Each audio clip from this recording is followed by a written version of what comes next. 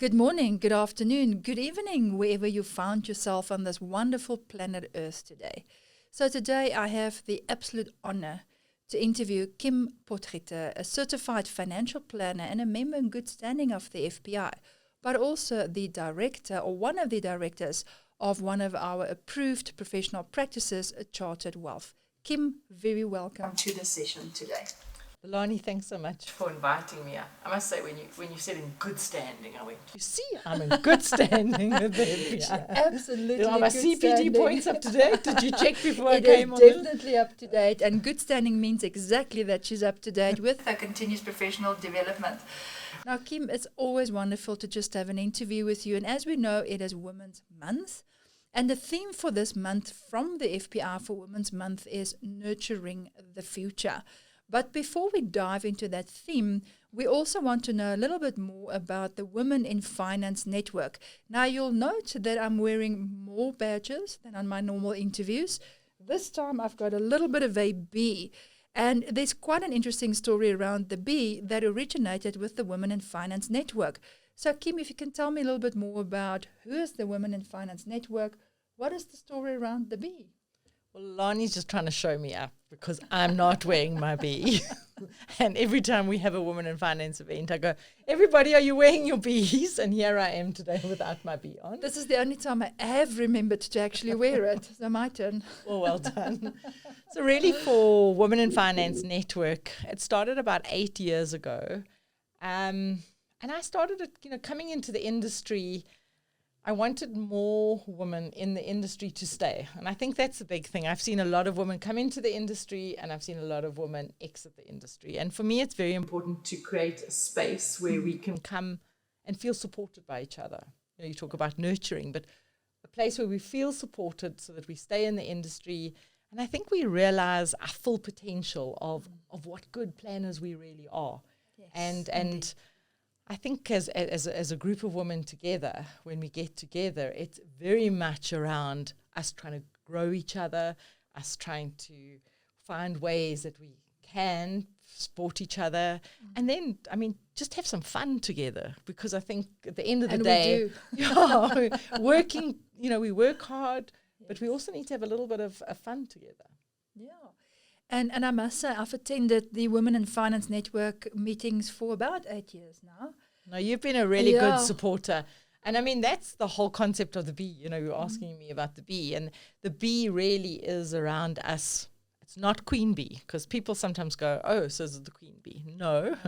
It's the hive of women working together to make the industry better and actually to make our clients' lives better, because I really believe that women need women financial planners. So I love the mixture, and definitely our Bs just signify that we're doing it together. Absolutely. And I've attended a lot of these sessions where you bring in a lot of good speakers that helps us to cope with issues that we may be battling with and we didn't even know it's maybe an issue. Great speakers, great books that we've seen. Our last session was where we did talk about a few big books. We had great speakers there as well. But for me, it's literally that finance, Women in Finance Network networking. Because even during COVID, you've kept the sessions alive. And I remember one session we had was to help us understand, when we are in online meetings, how it's different from the way we make up, to the way that we speak, to the way that we actually pitch up for the online meetings. And I think that helped a lot of people during that time. And I'll never forget, I think it was Juanita Foster. Globally they know her as Juanita Foster, but we know her as Juanita Foster in South Africa. And just the advice she has given of buying a small little ring light and put it there, and the difference it has made in people's lives in the online community of having meetings where they can actually see you. So we've learned a lot over the years from the Women in Finance Network, but it's also mentoring opportunities when you see young people coming in. And Kim, I recall that it's a very, very diverse group. So maybe you want to talk about the different types of ladies that actually do attend your event. So I think the first thing, Lelane, to just as a way of to tell people that maybe don't know about it, when we come to a Women in Finance event, I would have my name tag that said Kim. it wouldn't say that I was from Chartered Wealth Solutions. I wanted it to be a place where we actually forget about what defines us, of which company we work for. That's true. And more concentrate on all-rounded learning. So it's all-rounded learning. So you mentioned should your office look like if you're having an online meeting. You know, we've had other ones where different thought leaders in the industry have shared their books. I mean, we've done Brené Brown around vulnerability. Awesome. We've learned about our Enneagram type from a personality. So very much it's holistic growing of us as an all-rounded planner. And always what comes to it is it's as a woman, and it's as a mother, and it's as a wife, and it is as a friend. Because if we are able to come to work authentically and our whole selves, we're able to give that to our clients. So that has been really the focus of the subject line that we've done. But, you know, just you were mentioning the ladies coming, and I think which ages, we are so diverse. I mean, we have ladies have been in the industry like me for many years, and then we have people, I mean, that have just entered the industry, people that are about to enter the industry. I mean, I love it when people come from different industries and they come to find out about what it would be like to be a planner, and they might potentially enter our industry. So I think the diversity is what makes it special, because in that way, I mean, we're going to keep our industry sustainable, because what we don't want is at all for it, you know, to be a whole lot of maybe people that are older, and then there's not that new group to come and take over. I must say, I've seen over the years very diverse, and I am aware that we have women in finance in Durban and Cape Town as well. So we have sessions not just in Johannesburg or online, but actually in the various regions that we see as well. What I also know and what I've observed, and maybe you can tell the audience today, I know you work with some of the ASISA Foundation candidates as well. So tell us a little bit more about how do you help the ASISA candidates? Well, it's very important of the youth coming in, and we have a special relationship with the CISA, and our relationship with them is that their students don't pay to come. So at every event in Cape Town, Durban or Johannesburg, we allocate a certain amount of tickets for CISA ladies to come. They then get the opportunity to stand up and say who they are and look for women around the room to mentor them. So I think it's an incredible opportunity, because I often go, well, I'd love to mentor somebody, but I don't know who that person is. So with the relationship with the CISA, we've managed to do it. And for 2 years now, we've also, a portion of our tickets money goes to pay for a student studying their honours in financial planning. And that's all their fees that are paid. I mean, we pay their books, we pay their fees. And they, again, also get the opportunity to come to the events, to speak, to network with people. And I know for me, that for me is the important part of Women in Finance. It's a non-profit, so there's no reason we want to make money. We've got wonderful sponsors in Alan Gray, Old Mutual Wealth, Chartered Wealth, and the FPI. So the money that we take from selling tickets, which we do take so that we can get the right people to come to our events. It's not just an event that you come to. We want the right women who really care to come in. That money now we use to pay for the varsity fees, which for me makes us all feel like we're doing some give back too. That's it.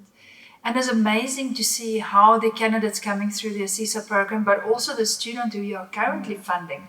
She's studying a BCom honours at the University of Johannesburg, and she was one of the speakers at one of the events we had recently. And I also recall the success story, let me say that slow, of Mona Monsambi, and she came through this ASISA Academy as well. And it's just amazing to see how the young financial planners that comes through to Women in Finance, and just the absolute energy during those sessions. Talking to somebody and say, these are the issues I have in financial planning, or this is what I want to do. How can you help me to actually become a certified financial planner? And if I look at the numbers over the years, Kim, it has really grown. I mean, we are at any given point in time, depending on the venue, varying from 50 people to sometimes 250. And then we also have people online that can join us, but like I said, also the events in the different regions. So, I mean, the last event, if I quickly have to think, there must have been about 100 individuals. Yeah, we were over 120 actually. and that buzz in that room That's of a all of buzz. us women talking, laughing. And I think just to add to it is learning how to network. Yes. You know, it's a great safe place to come and learn Very to network safe. because women generally naturally don't network well. We hate to ask for a favor. So what we do is we try and do a whole lot for somebody, and then maybe we'll ask them to help us with something. Whereas when you've met each other at the Women in Finance Network, it is the rule. Yeah. You can. And we teach a lot around networking, going up, speaking to people that you haven't met before. So that when you go to other events, you walk in the room and now all of a sudden you've got a friendly face that you go up and speak to.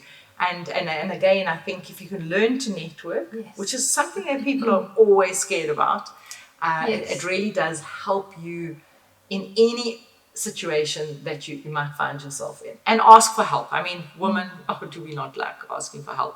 And yeah, I encourage asking for help. Believe it or not, and I think she's not going to believe this one, but by nature I am actually an introvert. So for me to go to events like that, it's really hard because I force my nature to be more an extrovert person.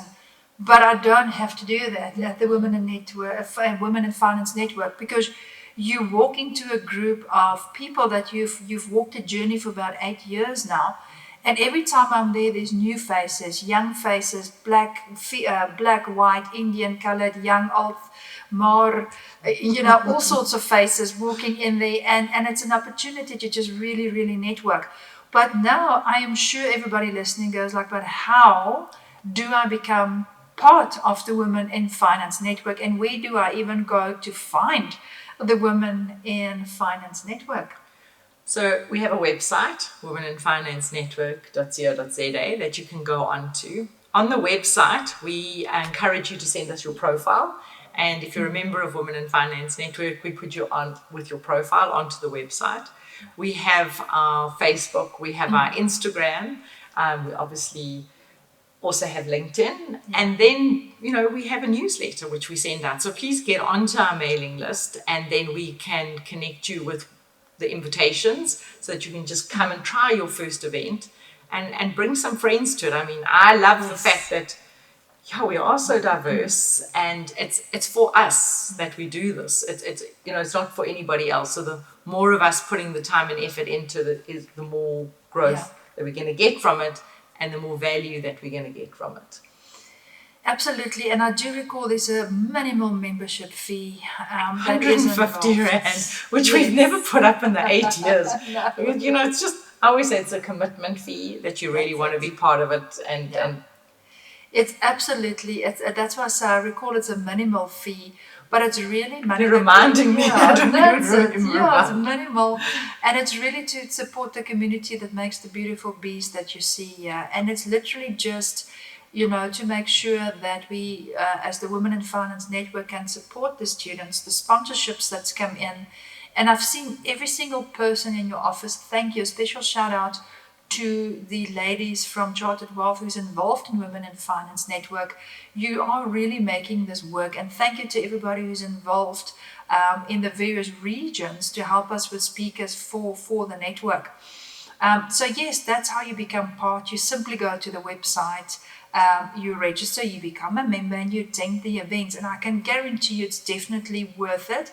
Most of the times it's after hours or early in the morning for a breakfast, or maybe at night for a quick glass of wine together, where we really have a lot of fun, and you can literally kick your shoes off, loosen the hair, and just relax a little bit, because you are in an environment where you can grow and network with like-minded females in the financial planning industry. So you can, like I said, go to the website, go to LinkedIn. You can just Google Women in Finance Network and you will find the Women in Finance Network. So Kim, your personal contribution has been magnificent. Over the years, she's written quite a few books as well and publications. And you maybe want to mention something about the book you've recently launched last year? Oh, well, it was a book called Midlife Money Makeover. And I wrote the book really with the idea that anybody facing a transition would be able to go through a step-by-step process in order to get through the transition.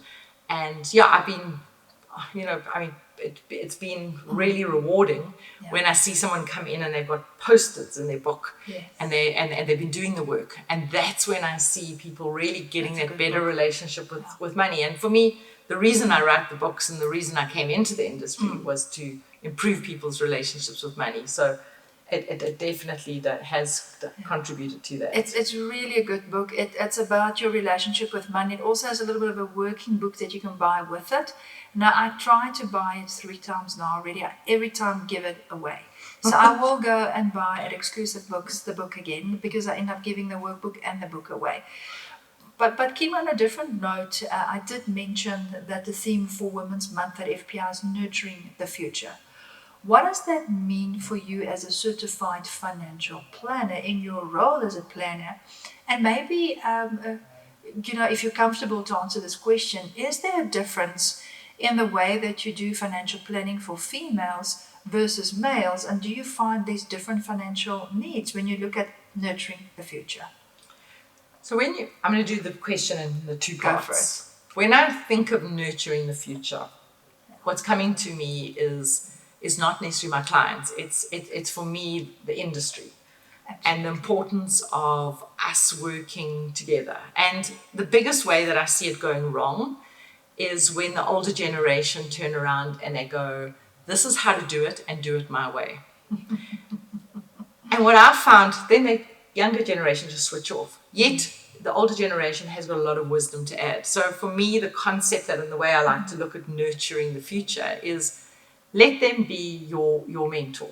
Go to the younger person. I mean, there's so much that I've learned. So much that I've learned. I love working with younger people. I love the energy. I love the knowledge and the new perspective of looking at things. And by doing that, all of a sudden they're more open to learning from me. So I think together that wisdom, and I mean, it is called mentoring instead of just mentor, interning, is the way we're going to nurture the future. Because if we can do it that way, we're still having an impact, but at the same time, we're bringing in the new. We definitely just don't want to do it the same way for generations to come. So that would be the first part of my question. And the second part of the question, when you asked about planning for women and men differently, I do think there's a difference, because when I'm working with a woman, I speak with a different language, and it's not because at all that I'm thinking that she wouldn't understand the more technical terms, not at all. But for her, money means something different. For her, the money means nurturing the future of her children or other generations. And for her, that's the important part in the discussions that we have. So I love to find out about people's values. I like to find out what their guiding lights are. And then for me, the conversation needs to change. So the greatest skill that we have as financial planners is curiosity.